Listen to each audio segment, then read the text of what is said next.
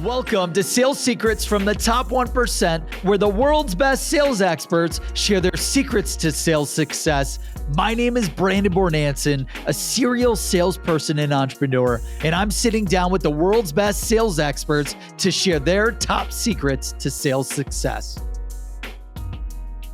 Welcome to Sales Secrets from the Top 1%, where the world's best sales experts share their secrets to sales success. And I am honored, humbled, grateful, and thrilled to have with me Mr. Salesman Podcast himself, Will Barron. Will reaches over 20,000 sales professionals per episode and is a top 100 iTunes business podcast. If you've ever been on LinkedIn, if you've been on YouTube, if you've been on Twitter, you've seen his videos, his podcasts, the award-winning show by iTunes that gets over 500,000 monthly downloads. The salesman himself, Will Barron.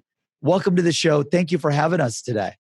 What an intro. I think I'm literally going to cut that off and use it as promotion for my own content as well. Dude, I'm going to be your hype man for every Salesman Podcast show. Now your show, I watch literally probably every 4 days when I'm at the gym. I'm doing cardio. I want to kill myself on the cardio machine. I'll put on the Salesman Podcast on YouTube. I love it, man. I love it. And I think the audience knows a lot about you and the podcast and the video that you do, which is straight fire. I see the video studio in the background. Hey, everyone asked me like, hey, how do you know Will? Where does he come from? And I was like, dude, we got to have Will just tell his story. Like, we'd love to learn who you are, where you came from, how'd you get into media and sales, and then how'd you start this Salesman Podcast and all the successes and failures along the way. Cool. Well, the starting point is super simple. So it's about 4 years ago now.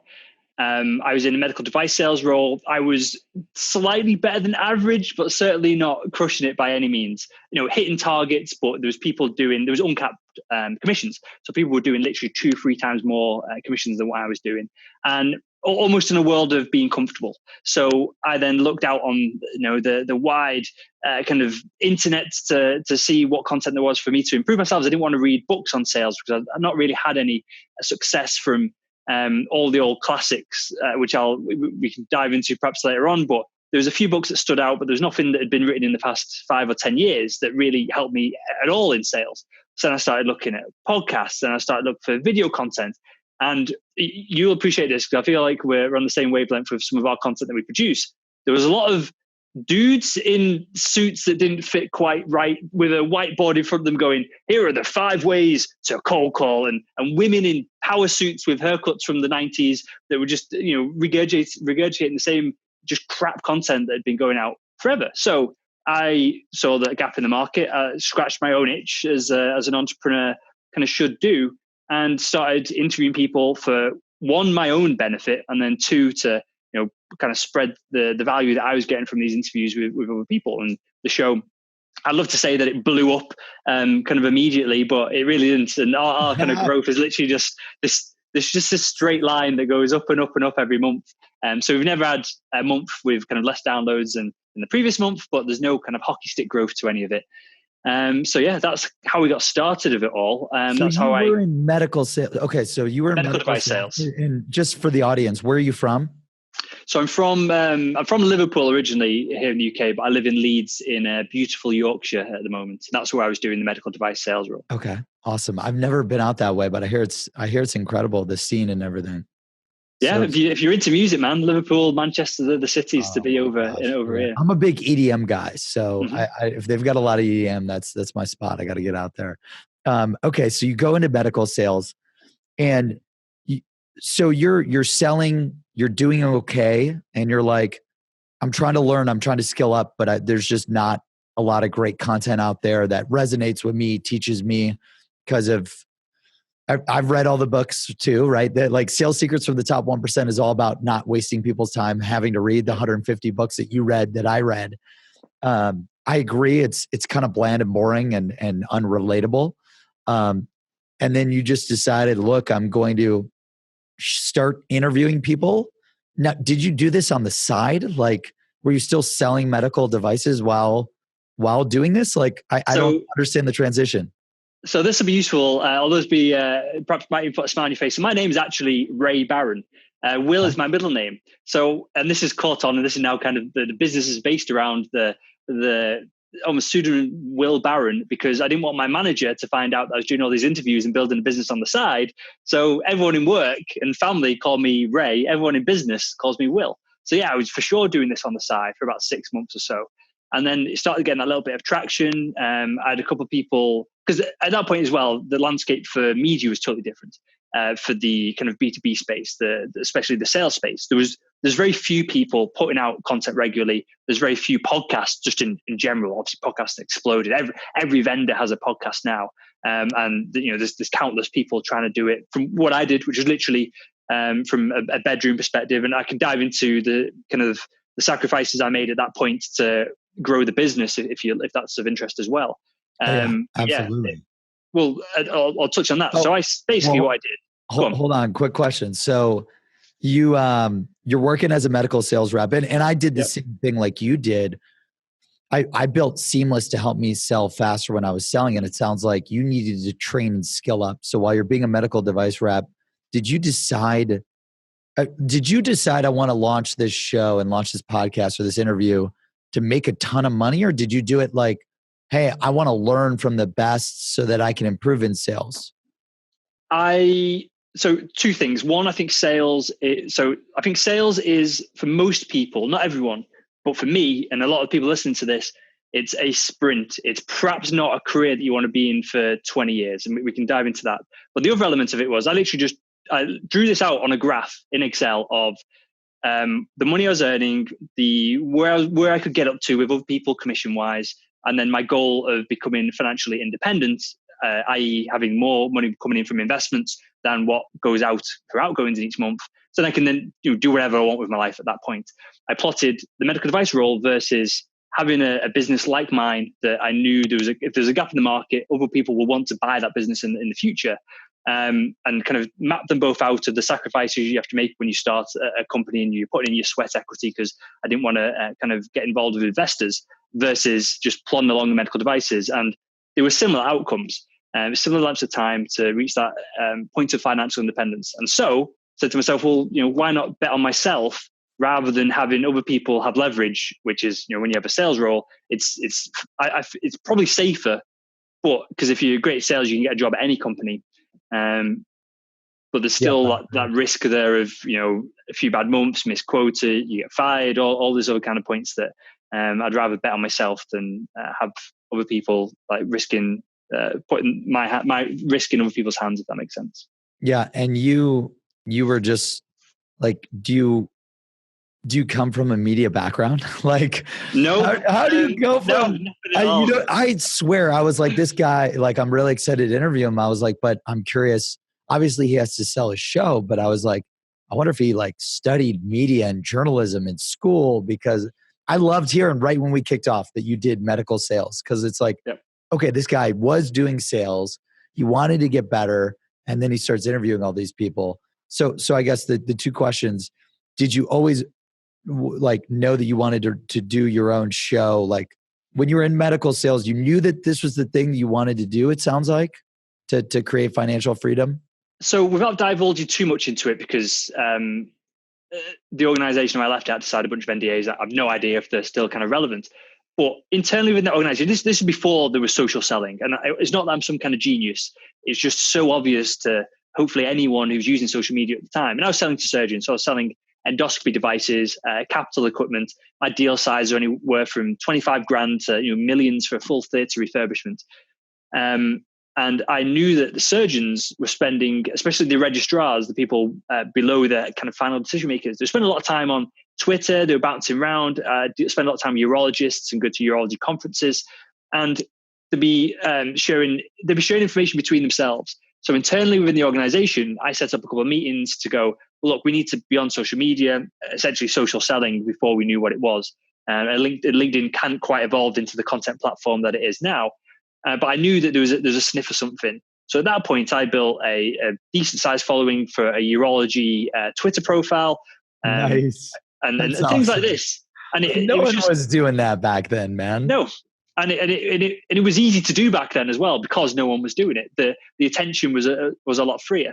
So in answer to your question, I've actually got a degree in chemistry. That's my kind of degree. Science is my passion and my hobby on the side of all the business stuff. But when I just think of media, especially when there's a product involved, especially when I'm working with different brands, you're creating content not for content's sake. You're creating content to position a product or a service. So I just feel it's selling at scale. It's not something that I'm not attuned to, and that's probably one of the reasons why I've had success in this space, and this is why we've done 500 odd podcast episodes, and other people get to 4, and then there's no money in this. It's because they've got the whole content marketing and selling through content wrong. Yeah. Well, that's incredible, man. And then you had no media background. You start launching this. A lot of people, I think, like sales or like doing content is very much like starting in sales. How many views did you get on your first show? Probably about 7. Yeah. Oh my gosh. I think I was at 7 or 14. My first YouTube video I did. It's bad. I mean, it's so bad. I haven't watched your first show. It was something that I wanted to do. How is it looking back now till then, like the difference? It's pretty bad. So it's pretty bad, but it's still useful. So the whole premise of the podcast is that I'm not an expert. I'm a salesperson just like the audience. So I'm asking the stupid, dumb questions. I'm happy to look like an idiot in front of the guest to pull out information that they might just gloss over, or they might use an acronym. They might use some kind of jargon that the audience go, what the hell does that mean? I'll stop them and ask what it means. So the show hasn't really changed all that much, other than I've got better at speaking less fast, adding more pauses, and just the sound quality of things more so than the content itself. So the content is literally me just saying, I don't understand what you're talking about. Please explain. Because if I don't understand it after 500 interviews, 600 interviews, the audience are very unlikely to understand it either. So that's the premise of the show. And that's one of the reasons why I did catch a little bit at the beginning, because no one else was doing that. It was always 2 sales gurus, sat opposite each other, kind of the battle of the minds and trying to show each other up. Whereas I'm happy to like that's how they all are, right? Yeah. It's funny because you and I are both, I'm not trying to do exactly what you do, but like my goal is to figure out your top sales secret for our audience, right? Because guys like you, well, especially you going from sales to media and then interviewing 400 plus experts. I know the audience is dying to know your sales secret, which we'll get to here in a minute, but it's funny. You always see these thought leaders that take that approach of like, I know everything. Like for me, on a scale of 1 to 10, I always say I'm a 1. And I've got so much to learn because I was, my first company made millions and I got egotistical, and I launched my second company. I lost millions. I lost it all. So I know, like, the minute that you think you know everything, you're dead in the water. How did you stay so humble to continue to have great discovery and great interviews with all these experts? 2 things. One, humble, because I genuinely don't know it all. When I say I'm a salesperson, just like the audience, I genuinely mean that. So I still sell all the advertising for the podcast. So I'm literally on the phone with. I'm excited to get into I've got literally a Salesforce mug on the table here. Kind of some of the brand stuff we did with them last year. I'm literally selling on. When we wrap up here, I can tell you off who it is because you'll know the brand from kind of video content, but I've got a call with a potential vendor that I'm going to be doing business with in 2019 moving forward. So I'm two reasons. One, I would say I'm better than average now after kind of 3-4 years of these interviews and putting it all into practice. But I get to put it into practice. When someone suggests something on the podcast and it doesn't work, it then gets brought back up on the podcast. Obviously, I don't name and shame people. People could backtrack it if they like to, the audience. But I explain when things work, things don't. I did a huge post on doing video outreach in email. That worked stupid. That literally did most of my revenue last year, just doing very quick, simple emails. Okay, go ahead. Yeah. Explain what that means. So a prospecting email, that initial outreach, if you use any tool to automate any of it, people have now had enough of these emails to see, oh, this person's perhaps not spamming me. They made a bit of an effort. And there's obviously a huge kind of balance in time between if my sales manager's hounding me for 50 emails a day, if you're an SDR or whatever it is, 100 emails a day, can I really customize each one of these, even though it might be more effective overall? Well, people don't get the chance to experiment with them. Video emails are super quick to bang out. You can still use a script. You can basically say whatever's in the so tool. fast. I think video is faster.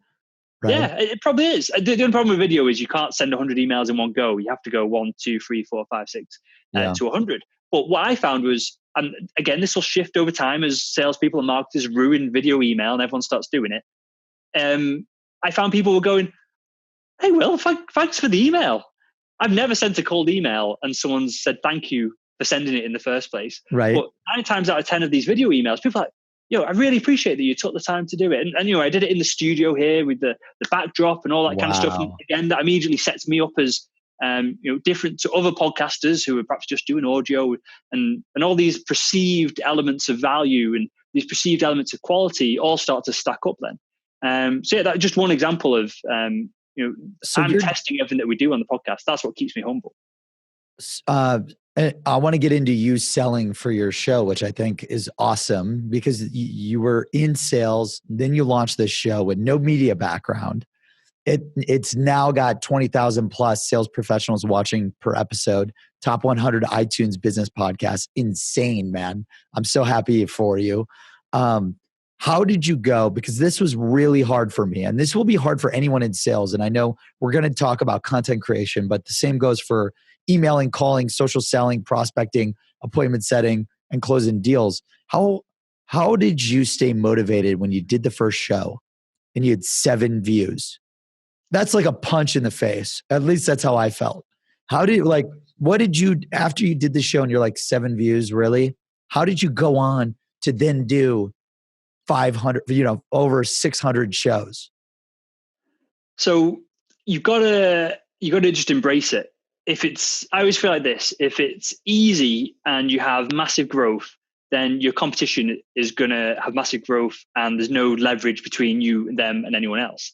So this works both as an entrepreneur, but in sales as well. If you start doing these video emails, everyone else starts doing it, then they become not effective. If you are doing SEO as a marketer, as an entrepreneur, and you're spamming Google, you're doing weird stuff and everyone else can do it, again, you don't rise up the rankings because you're just copying what everyone else is doing. So it's just, I hate to say it because it's so cliche, but anything that's worthwhile, there's got to be a grind to getting anywhere within it. I'd love to win I've never put the lottery on, but I would love to win the lottery and then all of this becomes redundant because I'll be out on a beach jet skiing and wearing my man bikini or whatever. And I'd shave my chest and I'd be drinking out of a coconut now and probably not speaking to you. But that hasn't happened. And I embrace the fact that if something's difficult, and you've got to get some pointers that you're going in the right direction. Obviously, you don't want to just waste a ton of time doing something that isn't working. But I judged for the first couple of years, before there was any real money kind of coming in business-wise, I judged it on comments. People email me saying, thank you for the content. As long as that was, and I literally had a dashboard on my computer. Every time either one of those came in, I would update the dashboard. It's just a spreadsheet. I'd update, it sounds more sophisticated than what it is, but I'd update my dashboard and say, well, this month we've had 25 people email and go, I really appreciate this. You really helped me with this, and this. And so that was my metric of growth then. Again, that was before kind of any cash was rolling in. And that obviously changes the game when you've got to drive revenue and you've got to be profitable to be sustainable over the long term. Yeah. When did you, and it's funny because it sounds like you take a marathon approach versus a sprint approach. And again, we have a lot of similarities because I do the exact same thing. Like launching our company, seamless.ai. Dude, we built Seamless. I made millions. I 10x my income using it to sell as a secret weapon. And then I'm like, damn, if I could help people like Will do the same and I could help him make millions, we'll make millions. And the first year, so I took, too much money and dumped it all into the company. And first year I made $0. I paid myself nothing. We made money, but $0 salary. This was going from making over $1 million a year to making $0. Second year, paid myself $0. Third year, paid myself $25,000. And then now we're on our 4th year and we're starting to see hockey stick growth. Walking me through your experience of did you have to do a similar sacrifice, or was it easy? Everyone's got a different trajectory. Like us building a search engine takes way too much time, money, and energy. Was it easier for you? Was it harder for you? Like, I'd love to just learn about your sales experience there. It sucked. Your pathway there of zero coming in each year is far more exciting and more baller than kind of my story with this. There's no $1 million a year with on my story. I literally got going with the podcast. There was a little bit of traction. I was doing sponsorships of maybe $200 a month with people that $200 a month. Oh my God, I love that. If that, genuinely, if that all I was trying to do at that point. That's so awesome. No point doing anything for $200. But the point was that people would give me cash for it. It means that at scale, that cash scales up with it alongside it. So that gave me so we're on the pathway to 1 million downloads a month. This month, I don't think I've shared this with anyone, but I think we'll be about 800,000 downloads we'll be up to kind of the end of this month. And there's a bit of a bump being the end of the year and January and stuff as well. But aside from that, I literally saved, I don't know the exact number off the top of my head, but a chunk of money from my medical device role. I moved in with one of my mates, and he charged me basically no rent. And I sat there for 2 years like an idiot, creating content with minimal traction, $150 a month, $200 a month from random people that now I've given back to many times over because they really helped me out at the beginning, even though they were just like, stop calling me, just take this bit of ad spend and we don't care if you do anything with it or there's any ROI. I think I've done kind of like the rounds and helped them back out now, pretty much everyone. But yeah, that was for 2 years. Moved to a really shitty flat here in Leeds that was, again, the cheapest I could possibly kind of get hold of. Where I live is a really nice little part of North Leeds. It's called Roundhay. And then I moved from there to here, which is a kind of a huge Victorian kind of top floor flat. And where I'm recording from now is literally the second bedroom. It's a lovely flat, but second bedroom, a big flat. And then the past 12 months, kind of house and nice BMWs and nice watches and all this kind of stuff. That's all starting to materialize now with the launch of a few products that we've put together. So you have multiple nice BMWs. Maybe there's the goal here. My audience know this is a Nissan GTR. So this is the car that I'm aiming towards. That's been on my table since day one. That's living awesome. With my mate. I love that you know what you want. You're like, I'm going to crush this. I'm going to help a lot of people, and then I'm going to get this thing. That's I could probably buy it now, like in all honesty, but it's part of the narrative that I've woven through our content. That's been on my desk since the very first podcast that I recorded. So all the episodes, it's right there, man. I love that. That's awesome. So the first year, what do you think you were driving in sales? And then this, like, cause right now you're about to do almost, you said 1 million a month, right? Like downloads. Okay. 1 million downloads. I don't know what type of income that brings in with all the sponsorships, but sales wise, how many customers, if you don't want to talk about the revenue numbers, but year one and then year two and year three. And again, I think that the point of this, why I'm bringing this up, guys, not for entrepreneurship, but sales is such a grind, and you're going to start off and it's going to suck, and you're just going to have to fight and hustle and work hard. And, I want to hear a little bit more about that. Honestly, year 1, 2, I have no idea. Put it this way, and so little that I didn't have to pay tax. Okay. So you were like, nothing. You were like me, the first 2 years, you were broke as shit. Mm-hmm. And it was I had no car, because I've always had really nice BMWs, company cars, Mercedes. Yep. Obviously that all went away with the job. I just hunkered down, and I didn't realize how much it sucked at the time either. That in hindsight, I was living with one of my best mates, so we had a laugh and we were always like fanning around, but I wasn't partying. My girlfriend, who I'm still with now, she lived a good hour away. I literally moved an hour away from her because my mate's house was cheap rent wise for it, and he helped me out as well. You know what I mean? There's lots of things that I was going to say that kind of went in my direction, but no, there's a lot of things that I engineered specifically to make it happen. And as I said, I'd saved up a bunch of cash from the medical device role, so it wasn't like I was eating kind of beans on toast every night.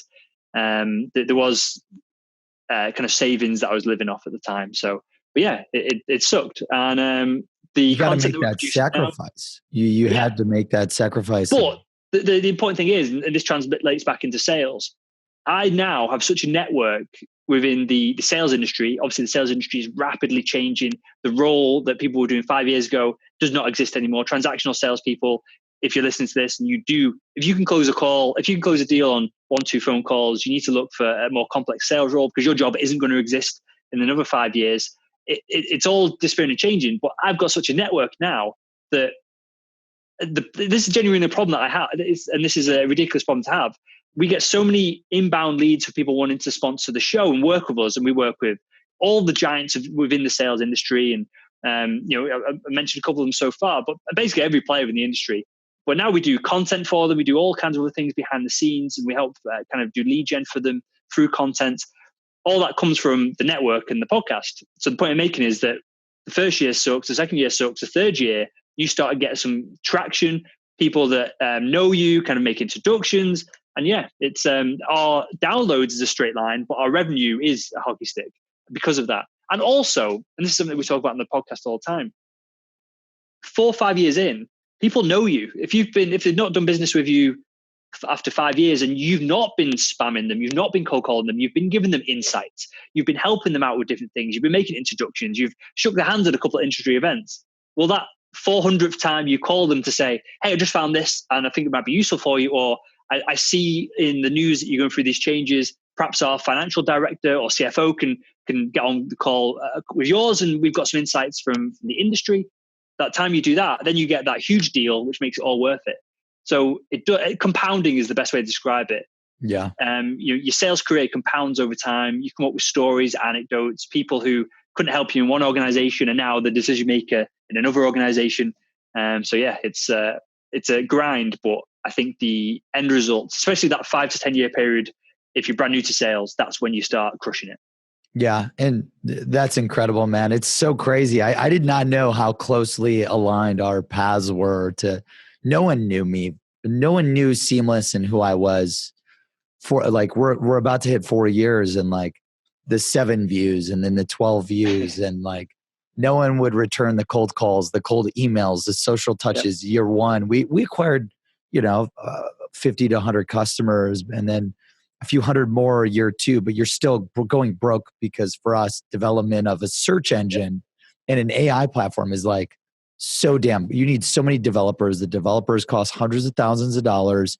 They don't build it right the first year. You got to rebuild it the second year. They don't build it right the second year. You got to take one last shot on the third year. It's crazy. And, you go through that shitty and then awesome ramp, which we're now finally, I know you see some of my content. I'm like you, I'm starting to finally after 4 years of grind, finally start to have some fun and enjoy the ride.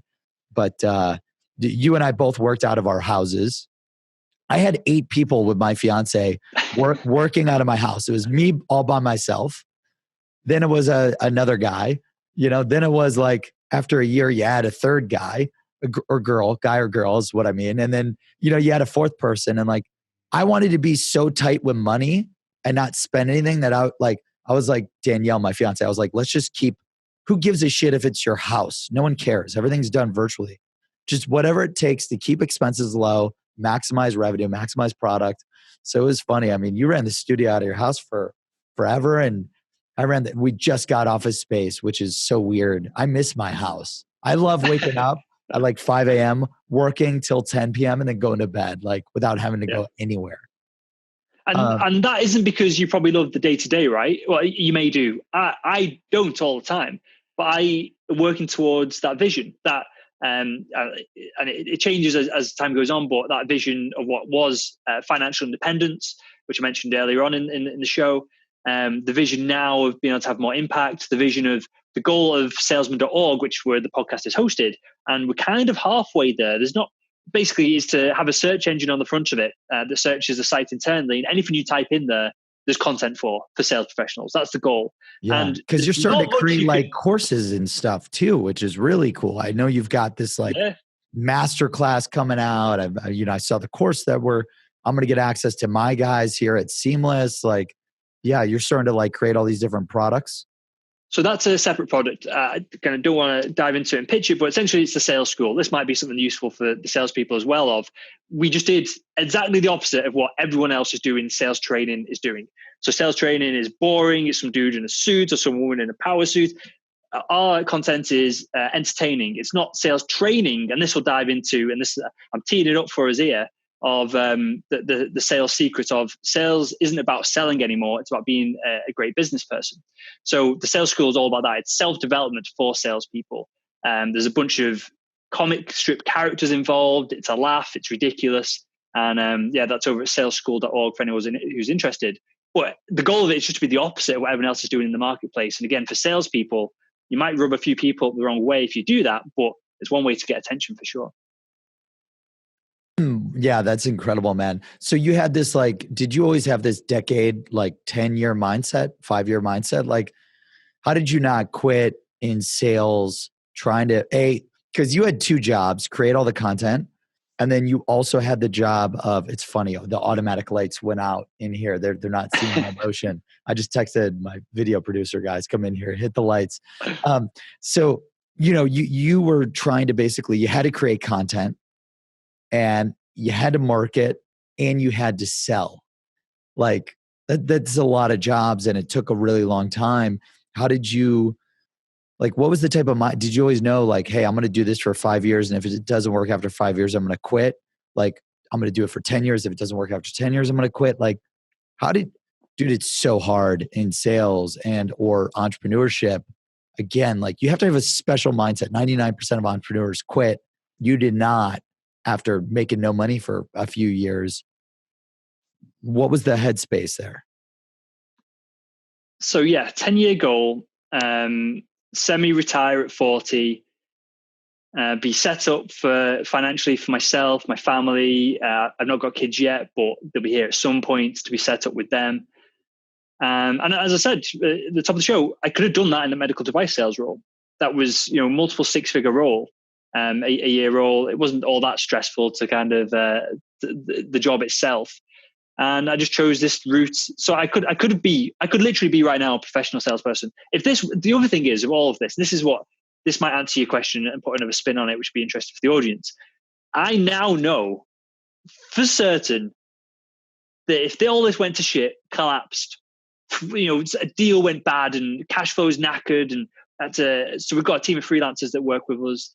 At this point, we can't scale the content without them, kind of thing, with the sales school, especially all that content. I know that I could go and get a sales role and I'd crush it. And the network that I've built would get me a sales role almost immediately. If I just put a post on LinkedIn of, look, need to get a job, and it's humbly, I'm saying this from a humble place.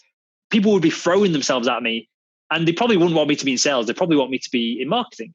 Well, yeah, thought leadership content. That's what I would, if I wanted to hire you, I'd have you which I even said before, I was like, man, I was like, we want to just bring you in internally and run a thought leadership. So that's the goal.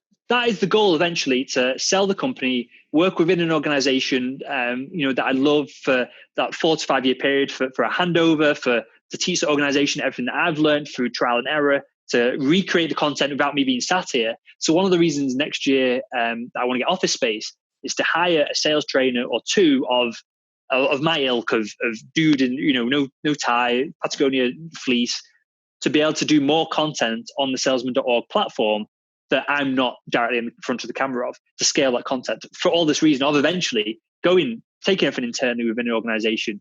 And selling the business, and that achieves then the financial goals that I've set out. But answer to your question, it's a 10-year goal of being semi-retired by 40 that drives all of this. And there's I'm sure you go on Reddit, or you've been on Reddit, and there's plenty of subreddits on financial independence, retiring early, and all. So I'll go on that every now and again and be, oh shit, look at all these people doing all these incredible things that perhaps they're writing books, perhaps they carry on with what they're doing. Because now there's no pressure financially. They can say what they want to say because they're not afraid of pissing off sponsors or all this kind of stuff.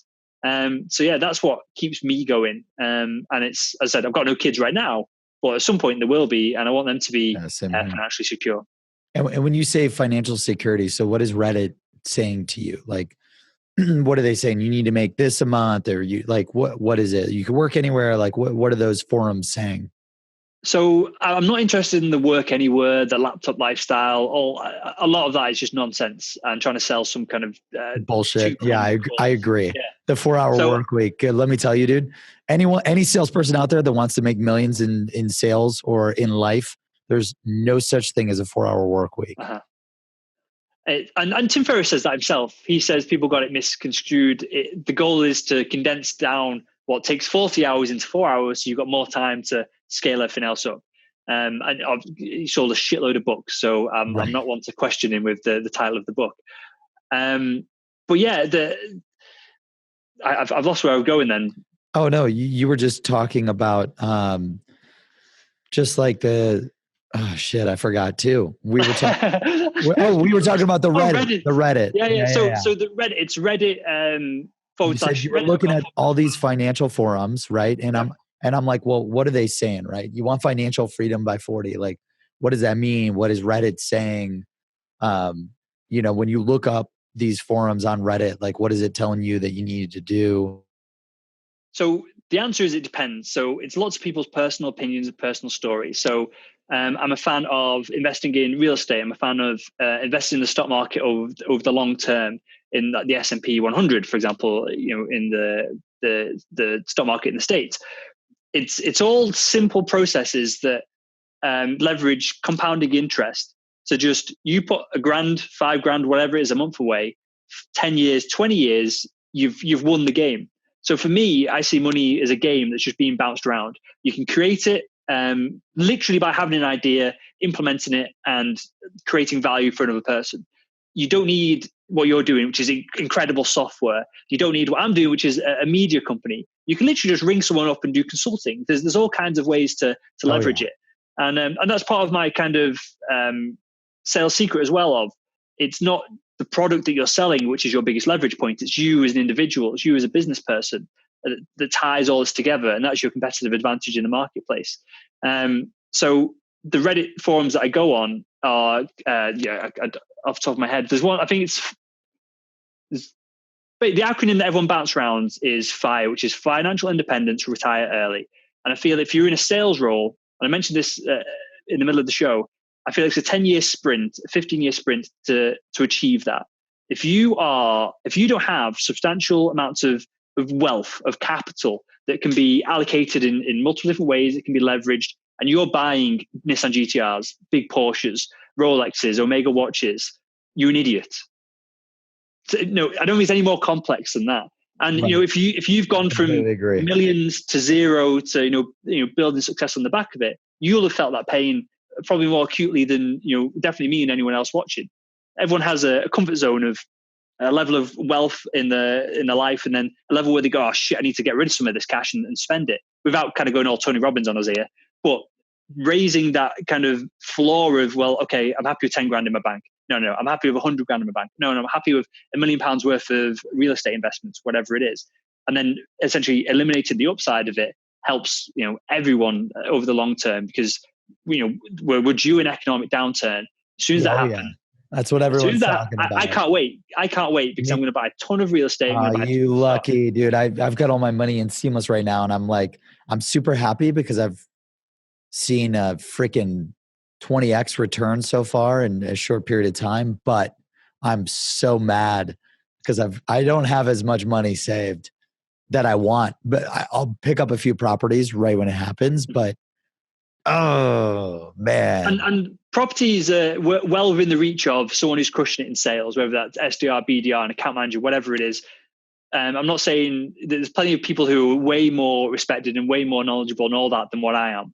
But that's what we should be aiming towards, not a ridiculous car. Sure, some status does matter in certain sales roles. If I wasn't selling to surgeons and the corporate people in the NHS here, which is the public healthcare in the UK, if I wasn't in a nice suit and nice shoes, I wouldn't get through the door. But obviously there's a difference between that and then whoever makes. I've never bought an expensive suit more than kind of like $400 or $500. But yeah, I love wearing like the same thing now. Like I used to be the blazer and the suit guy without the tie and in ad sales selling for IBM and Google. And now, dude, when I was working from home, I don't know about like you, dude. I bought the exact same outfit like 20 times So I would wear the exact same top, exact same jeans. I didn't want to think about shit that had nothing to do with driving revenue or growing the product. Like, you just cut out all the bullshit.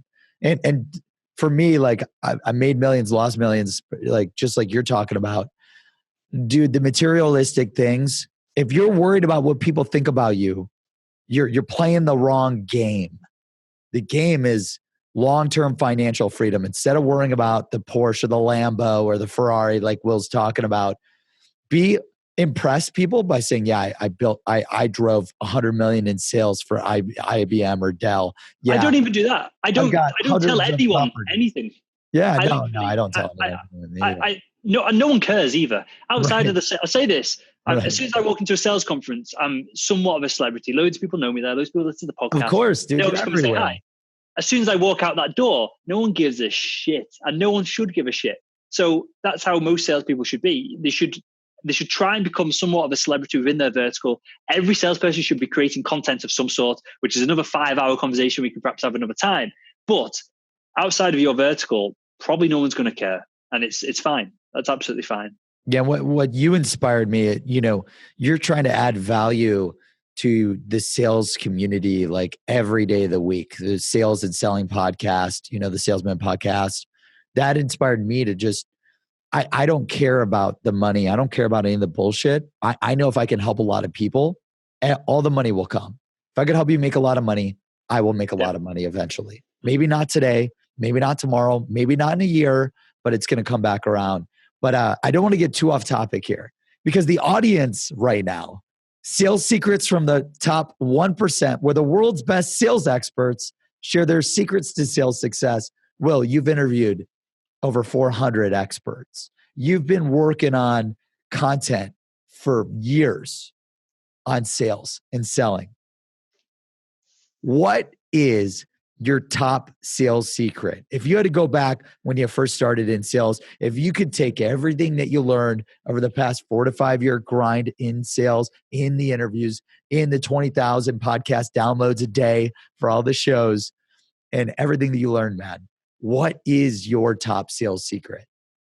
So I really wanted to give you 5 steps to do X, Y, Z. And I honestly, I was racking my brain because that's what we want, right? We want a simple solution. The process or the formula. Yeah. Yeah. And unfortunately, as we mentioned earlier on, sales is in transition at the moment. It's gone from transactional. It's gone from, selling the consultative sell was obviously the cliche a few years ago. Now it's all social selling. I think the salespeople want to get ahead of the game, and it will always be a game. There will always be a change. Business will always develop, with things like the internet coming along, with VR coming along at some point, which will just make websites redundant, and all this content I'm creating will be a total waste of time at that point. We need to become business people rather than salespeople. So there's multiple elements to this. I kind of distill it down to 3, and I regularly do content on each one of these specifically, but we've got insights. So this is a business person knows about a vertical. They know about a market. They know about the company that they're working for. When you're trying to sell to them, you're not trying to flog them something and run away. As you know, everyone's moving to a SaaS model. Everyone's moving to a recurring model. So just making the upfront sale for an organization isn't as useful as having a customer being retained over the long term. So they've got to know the company inside out that they're working with.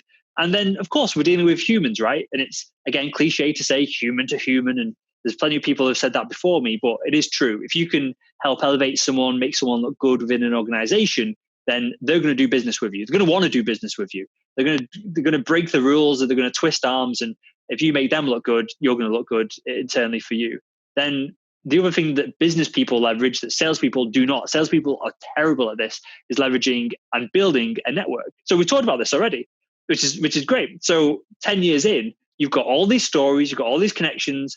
For me, I was selling to surgeons predominantly. They were the big loudmouth people that would get the deal done on the back end. That's a tough market too, man. So I don't think it was that tough. I've only ever, and this is perhaps a principle for same kind of thing, but from another angle. I've only ever worked for the best companies within an industry.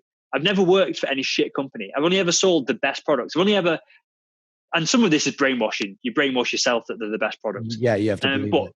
But market share proved the brainwashing that I was doing to myself.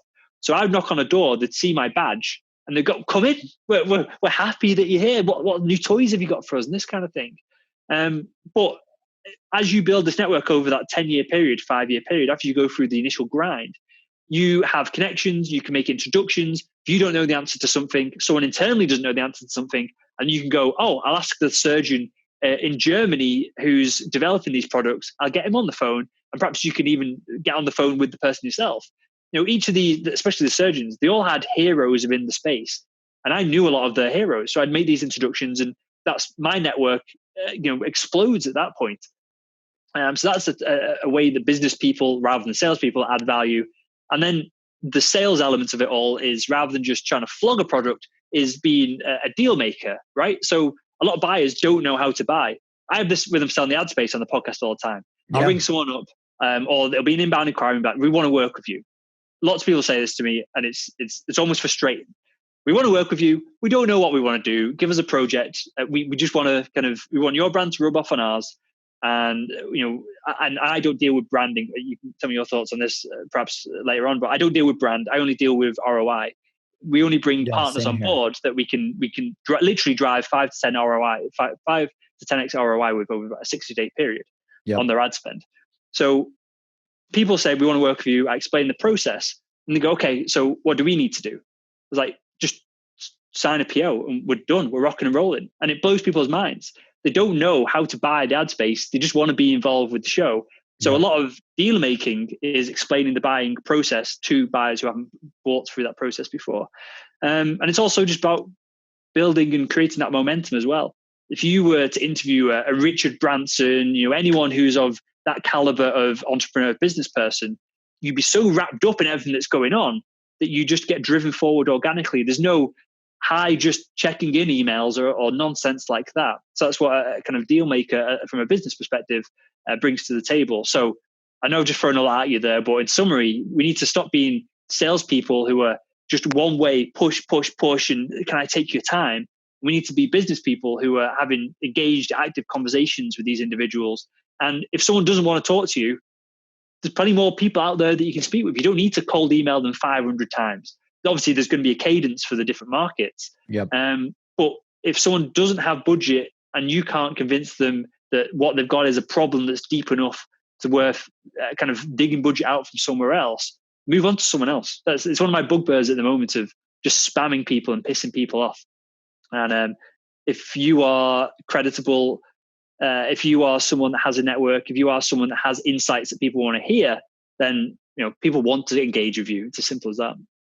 Great. So if you had to sum it up in like a tweet, so what would I got to figure out the title of this sales secret chapter to put in the book, man. You covered a lot there. What would that tweet be again? And go ahead. Go on. I'll put my copywriting head on. Something along the lines of stop selling,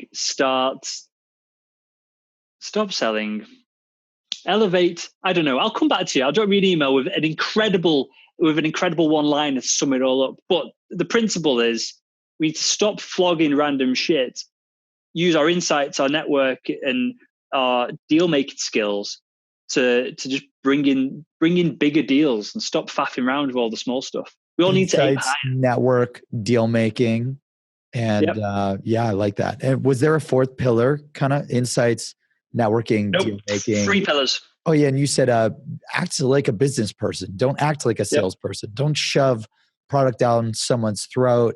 Like it sounds like you're taking the consultative sales approach like to the next level, the new. So the problem with consultative selling is it's selfish. People are only going, well, tell me your problems, see if I can help it, because they're trying to suck, pull. And I hate that shit because you could research it. Like, well, tell me, Will, what's your goal? Like, really fucking asshole? Like, go on the website. Will is running the Salesman Podcast, over 400 interviews. He drops an episode almost every other day. He's got 20,000 downloads. Go to the sponsorship tab. He's selling sponsorships. He's selling ads to media, to sales tech companies that want to sponsor a show. And you can probably see the price. That's his fucking goal. Yep. How can you help him do that faster, smarter, better, quicker to make him a shitload of money so that he can retire? So I would go, so one step further is you want to make people go, oh shit, I didn't know that. That's what you're trying to do. So when I say you lead with an insight, it's, hey, Will, did you know that for me, it'd be, so at the moment, people are scamming the iTunes download charts. Yep. It's really easy just to be, just use there'd be a word to describe it, but basically get a room full of people subscribing, unsubscribing, subscribing, unsubscribing. And I see a lot of scamming the podcast thing. Like they're using hacks? So you can jump jump straight up the charts, and Apple haven't done anything about it by doing things like this. So I sent that email to a bunch of people within the industry, especially because I help coach a bunch of the podcasts in the sales space, to give them any insights I have. And I do a lot of business with the organizations, the vendors behind them because of that. If I send this email out, I get another, perhaps half the people reply, get a conversation going, and that perhaps leads to a conversation about new business. But that's what I mean by an insight. So something about the market, the company, the individual, something that makes them go, oh, I didn't know that, as opposed to the consultative experience, which is 5 hours of discovery questions. And then all you're doing then is repeating what they already know back to them. You need to give people insights that they don't know, and it makes them go, I've got to take this dude seriously. Yeah, that's awesome. So the 3 pillars: insights. What's the second one? Insights, network, and becoming a legitimate deal maker. Yeah, that's awesome, man. That's incredible. And where would one developer start? Like, you hire a new sales guy, they start tomorrow. You know that they have to develop the insights, the value, the deal making. Where would you have them get started with this? So we built a product. Skills. We built a product that helps some of this, the self-development element of it, the what raises you from salesperson to business person over at salesschool.org. So that's one element of it. Listening to the Salesman Podcast, we dive into all these topics all of the time. These are basically the principles that the whole podcast is built upon. And I didn't realize what they were until a year or so ago when I started reviewing some of our old content. So that's another revenue. Another avenue to go down. But some of this comes from speaking to people internally. If you don't understand how your customer's business works from a financial perspective, so you can't give them insights organically, or you can't uncover insights for them on a business level, then you need to speak to your CFO, your financial director, and you need to ask them, because they'll know. They'll know all these things off the top of their head. If you don't know, if you're selling to marketers like I do, and you're not sure of the trends, of the pitfalls of what's coming up next year in marketing, which is voice search is going to cripple everyone who's spending all this money on their blogs, because Google isn't going to take anyone to the blog anymore. It's just going to give information on their pages. That's you need to incredible. speak to your marketing team. That's incredible. You need to speak to your marketing team to get insights from them. All the insights that you need, if you work for any decent company of any caliber, they're all probably there internally. Then you can start asking again, it's not discovery questions. It's not what keeps you up at night, all these nonsense questions. It's you're uncovering from, if I'm in a hospital, I'm asking surgeon A, I'm observing him, I'm going through, he's working really well. He's got real good throughput. There's no downtime. I then take that information that I've gathered from there to surgeon B, who has loads of damaged endoscopes, which is what I was selling in the imaging systems. They're getting broke all the time. There's this, and this. That's my personal insight of the 2 accounts. I go to this surgeon, hey, you're doing this, and this wrong. They go, who are you to tell me what I'm doing wrong, young whippersnapper, or whatever nonsense they would use in good old Britain over here. And then you say, well, do you want me to introduce you to this dude or this woman? And that's your networking element of it. And then you go, well, we can solve your problem, because what you're doing is you're cleaning these wrong. We need to do some training on this account on how to clean these endoscopes, which is the other end of the kind of like the value scale of keeping someone as a customer on board for long periods of time. And that's your deal making. So you sell the training or you sell the service on the back of it. So it all ties together. So in answer to your question, how do you uncover this? You stop being so blinded as to doing cold emails, cold calls, and you elevate yourself. And if your company that you're in doesn't allow you to do this, you change company to one that will. Wow, that's incredible, man. Well, Will Barron, it's been an honor, a pleasure. We're humbled, grateful, and thankful for you to share your sales secret. You have to stop selling and start deal making with the 3 pillars. Again, Will, I could cover them. I've got my notes, but the 3 pillars are to stop selling and start deal making. 1, Deal making insights. So selling with genuine insights that make people go, oh shit, as opposed to asking questions like what keeps you up at night. And then just building a network. Your network will be, I think there's a cliche that your net worth is in your network or some nonsense like that. But when you're in a specific industry, when you're not jumping around different sales roles, which all of us tend to do, when you're in an industry, when you're in a vertical for 5 years, you know stuff that your competition doesn't. And this is a zero-sum game, right? You win the business, they lose the business. Or you've only got to be 1% better than them. Retaining customers is another conversation for another time, and customer success and all that. But to win the business in the first place, you've only got to be 1% better than your competition. And a lot of the time, it's just you're there a bit longer, you've had your eyes open a little bit more, and you've paid more attention than what they have. That's amazing. And then the last pillar, so insights network and then deal making, which we covered a lot on. And you know what, just to add additional value to the audience, to maximize the network, right? So you said to stop jumping around. If you could go back in time, how would you recommend that first salesperson that you hire to increase their network? Like, what did you do to become so famous and powerful and the almighty in your industry? Like, what would you recommend to someone to do? I just help people. I don't know. I'm not religious. Don't believe in a God. I don't believe in a higher power or anything like that. But, and I don't know if there's data. I don't know if you can measure this, but my experience is if I help 10 people, 9 people don't help me back, but that one person helps me back, substantially more than the 10 people as a collective, if that makes sense. And you obviously want to be going up the value ladder. You want to be able to help people who are a step behind you and drag them up with you as well where possible. And when you do that, it doesn't organically happen. There's no the secret here. There's no kind of visualization or anything like that.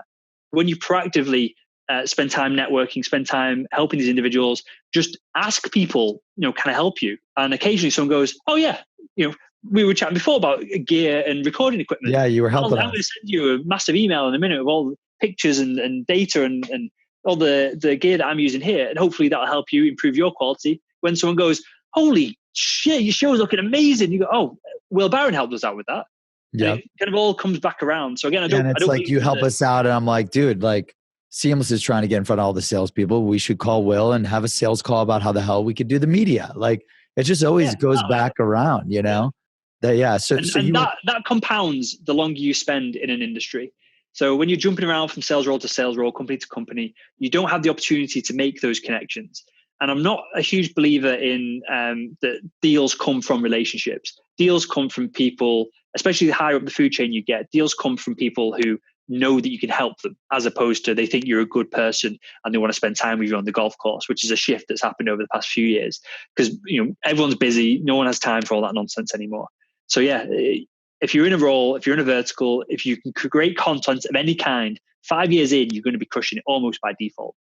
Yeah, that's amazing, man. That's amazing. And lastly, before I close out the show, there's not a lot of people. 7 years ago, 8 years ago, I bought all the sales books, right? And that's the whole premise of Sales Secrets from the Top 1%. Now, we're trying to take expert secrets from people like you and all the others into the book and into the show. You and I, again, we're so similar, but I became a fan of this auto insurance sales guy named Grant Cardone. And I started studying his shit 7 or 8 years ago. And I applied it to enterprise sales. And I started closing multi-million-dollar deals. And I noticed there aren't a lot of salespeople that like Grant's style, but you and I both really like Grant. And I know your magazine has Grant, which I'm sure, I noticed that. And we got to touch base on this real quick, my man. Yeah. I fucking love that. So Grant is a controversial figure through numerous avenues, numerous reasons. The way he's acted on stage on occasion. Yep. I've got my most heard about that, the Drift Conference. It may be a Drift Conference. It may not be a Drift Conference. My most viewed video is me ripping Grant apart for something stupid he did years ago. And he took his video down. And well, was this the one? What was that one? Well, I don't want to gossip about it. People can find it online. Oh, you took it down. You ripped it. No, my video is still there. He took his video down that I was taking the piss out of him. But his success is undeniable. Wow, he never does that, by the way. Did your video ripping him cause that much of an impact that he never takes shit down? Well, the original video isn't there anymore. Why, how, again, it's not for me to gossip on it, but his success is undeniable. I say this regularly. If all the sales, so there's a lot of good sales trainers out there, there's a lot of bad sales trainers out there. If all the sales trainers were as good as what they say they are, if they can sell anything to anyone, if they can train a team to 10x their revenue, which is obviously a Grant Cardone kind of bit of copywriting right there, then why aren't they driving around in Ferraris? Why are they all driving around in shitty cars? If they are driving so much revenue, if they're doing all these incredible things, why are they all writing books that no one reads, that get no downloads? Why is my podcast, which is just, I'm literally just some dude who is trying to learn alongside everyone, why is my podcast dwarf theirs if their content is so good?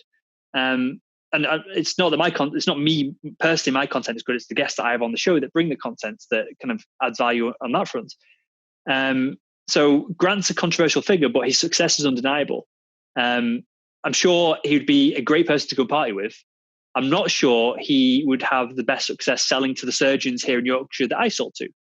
I don't think they would, his persona, his attitude wouldn't translate necessarily well to them. But I'm sure he could get on the phone and do some ad sales for me and crush it from any efforts that I'm doing. So Grant's controversial, but again, success is success. Yeah, it seems like you tell me if I'm right or wrong, but just from studying you for this interview and just from the history, it seems like you and I kind of both applied the 10X rule to building our business and having that long-term mindset. I know, so my company, dude, it takes, if I didn't have the 10X mindset, if it would take 10X the amount of time, capital, resources, and I planned for 10 years, I'm going all in on Seamless for 10 years. And if I lose everything, I know at least I gave it my all. It seems like you take that similar mindset. Did you get that kind of from some of his teachings? Kind of. I won't ever lose it all. I'll always protect my downside. So I've got my ass covered financially. I've not got, until this point now, we're looking for office space to expand. I've only got freelancers. I don't have any employees, all to protect the downside of things. And I think that's important when we have these conversations about 10X this and get excited and get pumped up. And for me, the success, I would rather take success in 10 years plodding along, helping people, than more success in 10 years or the same success in 5 by burning myself out, if that makes sense. Yeah, no shit. Well, that's where you and I are finally different. My whole life since I was 18, I go all in on everything. Probably my third book is going to be go all in. And that's the difference. Look, and I literally, this is funny. I'll have to go in a second because I've got a sales call to make in a few minutes' time. So we can perhaps wrap up with this though. But that's different. You will end up, I don't know whether you want to sell the organization, exit from it, or take it public or whatever. You will end up doing not 10X, probably 100X the kind of the revenues that I will do. And we just obviously got different goals, right? Well, I hope we both do 100X. Because I do as well, but I won't. I'm only in competition with myself. I'm not competing with Will Barron. I want both of us to be successful. I know, but what I'm saying is from a goal setting perspective, and it might be what Grant talks about, that I've not set my expectations, my goals high enough. It could very well be that, and you've had some ups and downs. You've had a couple of reset points, and so you know what's possible. Maybe I don't know what's possible, but just for the audience, just for context, especially for the salespeople out there. I know salespeople from different organizations, especially Silicon Valley salespeople or software salespeople that are doing $1 million a year. There's people listen to my show that do way more money take home than my business does revenue. That's so awesome. Just to make the point that it's all relative, you just got to do the right things for long enough and success comes. And then I guess it's kind of where you want to go with it. Yeah, the right things long enough and then it comes. Yeah, I absolutely agree. That's a great way to end the show, my man. Will Barron, host of the Salesman Podcast, the world's biggest B2B sales show in the world. He's got a daily podcast that reaches over 20,000 sales professionals per episode.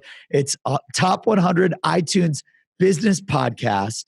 It's won many awards from iTunes, gets over 500,000 monthly downloads. Will Barron, thank you so much for joining Sales Secrets from the Top 1%, where the world's best sales experts share their secrets to sales success. Will's top secret: stop selling, start deal making. insights, network, and deal making. Thank you again so much for your time today. We truly appreciate you. I appreciate the questions. This is the genuinely best interview I've done in a long time. I appreciate it, man. Shut up, man. I don't know what I'm doing. I appreciate it.